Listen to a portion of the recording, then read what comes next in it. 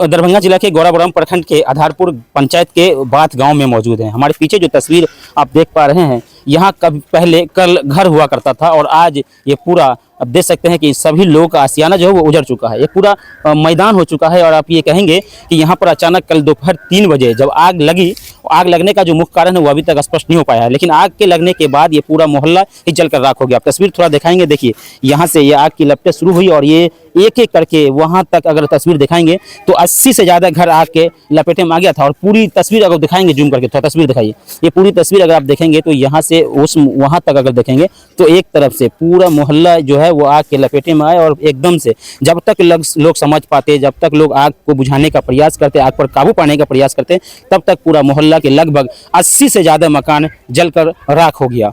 और इतना मकान ही नहीं जले, उस मकान के अंदर रखे सामान भी क्षतिग्रस्त हुआ है। अगर आप देखेंगे तो अनाज नुकसान हुआ, अनाज जल गया, उनके खाने का अनाज जो था वो जल गया, उनके कपड़े वगैरह जल गए। और ही जो पैसे थे, बहुत सारे लोगों के पास कैश पैसे भी होते हैं, बहुत सारे लोगों के पास टीवी लगा था घर में, मोबाइल लगा हुआ था। और इसी तरह से अगर हम कहें तो लाखों करोड़ों रुपये का नुकसान यहाँ हुआ है। अगर हर परिवार का 1 लाख का आंकड़ा लगाए तो यहाँ पर लगभग 1 करोड़ से ज़्यादा का क्षति हुआ है। घुरन जी हमारे साथ है, वो इसी गाँव के रहने वाले हैं और स्थानीय जनप्रतिनिधि के सहयोग में हमेशा रहते हैं। और यहाँ जब हम पहुँचे, इस घटना के बारे में जानकारी मिली और जैसे मुझे पता चला कि इस बात गांव में 1-2 घर नहीं, 1-2 मकान नहीं, बल्कि एक साथ 80 से ज़्यादा मकान जलकर राख में तब्दील हो गया है और यहाँ करोड़ों का क्षति हुआ है। कल जैसे ही आग की सूचना मिली, अंचल अधिकारी गौराबौराम आनन फानन में घटनास्थल पर पहुंचे और लोगों को आश्वस्त किया कि मैं आपके साथ खड़ा हूं। और अनुमंडल के पदाधिकारी उमेश कुमार भारती को भी जैसे इस घटना की सूचना मिली वो यहाँ पहुंचे और रात 10 बजे तक वो इसी स्थान पर यहीं बैठे रहे और सामुदायिक किचन यहाँ पर विद्यालय के अंदर शुरू करवाए और तब तक वो यहीं बैठे रहे। यहाँ लाइट के लिए जनरेटर का व्यवस्था किया गया ताकि जो यहाँ के बाहर जो लोग हैं वो किसी तरह से यहाँ अंधेरे में न रहें। और लाइट क्योंकि बिजली गुल हो गई है, पूरे इलाके का बिजली काट दिया गया है, तो अब ये समस्या है, इस पर किस तरह से होगा वो अनुमंडल पदाधिकारी कर रहे हैं। यहाँ पर कुछ राजस्व कर्मचारी आए हुए हैं, वो कर्मचारी इनपुट तैयार कर रहे हैं, लोगों से जान रहे हैं कि किनका किनका घर में आग लगा था और किन किन लोगों का उनका भी ऑडिट किया जा रहा है और एक एक व्यक्ति की नाम लिखा जा रहा है, उनकी पहचान की जा रही है और उनको जो आर्थिक मुआवजा होता है सरकार की ओर से, जो सहायता राशि होता है या फिर आपदा प्रबंधन विभाग से जो मुआवजा होता है वो उनको मिलेगा, वो सहायता दी जाएगी। घुरन जी, क्या कुछ नुकसान हुआ और कितना क्षति हुआ, क्या कहना चाहेंगे? थोड़ा इधर से ले लीजिए जी। सर, नुकसान का आंकड़ा तो इतना है जो लगाना मुश्किल है, अभी समझ गए, आंकड़ा लगाना मुश्किल है क्योंकि जितना परिवार का नुकसान हुआ है, किसी को जो देह में कपड़ा पहन के बाहर है बस वही है। इन लोग को न रहने का, न खाने का, न कोई चीज नहीं है। आज कपड़ा जो नहाएगा तो कपड़ा पहनने तक का भी इनके पास कपड़ा नहीं है, कपड़े भी पूरे जल गए, पूरे के पूरे। जो अपना अपना शरीर में जो गंजी पहरा गंजी, शर्ट पहरा शर्ट, या कहीं जो गया वहीं पे पूरा सामान से लेके खाने पीने से लेके कपड़ा तक का, या सोना चांदी जेवर जो चीज हो, कोई चीज बाहर नहीं निकला है लोग। अच्छा, अब वही से आंकड़ा लगाना पड़ेगा जो कितना नुकसान हुआ है लोग पे। मुनील पासवान का लड़की जहाँ पे हम खड़े हैं उसके छत के नीचे, जो छत पे खड़े हैं, छत के अंदर में जो सामान जला वो भी आप दिखा सकते हैं। खिड़की जल के अंदर में जो घर में सामान रखा था वो खत्म हो चुका है। लकड़ी का खिड़की था वो सब, हाँ, सब जल के ना से घर के अंदर का भी सामान जल गया। जो अगले भी रिपोर्टिंग हम लोग किए हैं, आप देखे होंगे, जो पूरा सामान जल के रह गया, वो फर्नीचर सब चीज जल के रह गया। और ये लोग के पास सामने जो एक और है झाजी का, उनका तो 1,70,000 कैश जला है, सिर्फ 500 का नोट है, वो भी देखा दीजिए।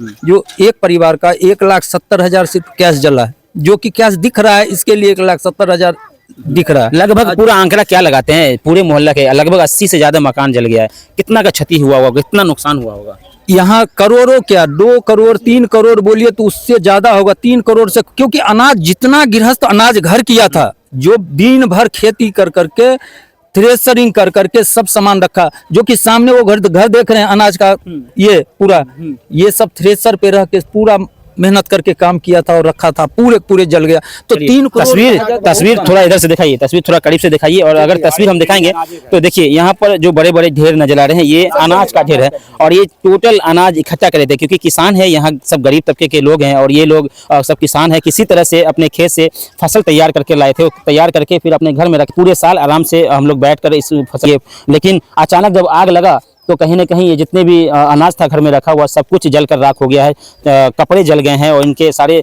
जमीन के कागजात, दस्तावेज जो भी होते हैं सब कुछ जल गए हैं। कुछ पैसे नगद रखे थे वो भी जल गया है। तो कहीं ना कहीं यहाँ आंकड़ा अगर लगाया जाए तो करोड़ों का क्षति हुआ है। अब इसकी भरपाई कैसे होगी, ये बड़ा सवाल है। और कहीं न कहीं अनुमंडल पदाधिकारी और अंचल अधिकारी जब यहाँ पहुंचे थे, लोगों से मिले, लोगों के इस दर्द को सुना, इस घटना से कहीं न कहीं पूरे इलाके के लोग आहत हैं। उनको इस घटना के बारे में जैसे जानकारी मिल रहा है, और जब हम खुद यहाँ पहुँचे सुबह, जैसे मुझे पता चला और हम इस गाँव पहुँचे, तो इस गाँव के अंदर चारों ओर सन्नाटा छाया हुआ था, चारों ओर मातमी सन्नाटा था। लोग एकदम खामोश थे, कुछ कह नहीं पा रहे थे, क्योंकि लोग इतने विचलित हो चुके थे इस घटना से। इतना आहत हुआ लोगों को इस घटना से कि कहीं न कहीं इस इलाके के लोग जो है इस घटना से बहुत दुखद है। और जो घटना हुआ है, आपने मैंने पहले तस्वीर में दिखा है कि करोड़ों का क्षति हुआ है और इनकी भरपाई करना शायद ही मुश्किल होगा। लेकिन जीविका ग्रुप चल रहा था, दीदी सब जो था, हाँ। उसका भी जो पैसा उसा था वो भी जल गया। और अच्छा, ये जीविका का ग्रुप चलता है 10 रुपया वाला, वो भी पैसा कैश एक जगह रखा था, वो भी जल गया। वो भी जल गया है। और दीदी सबका अनाज उनाज जल गया।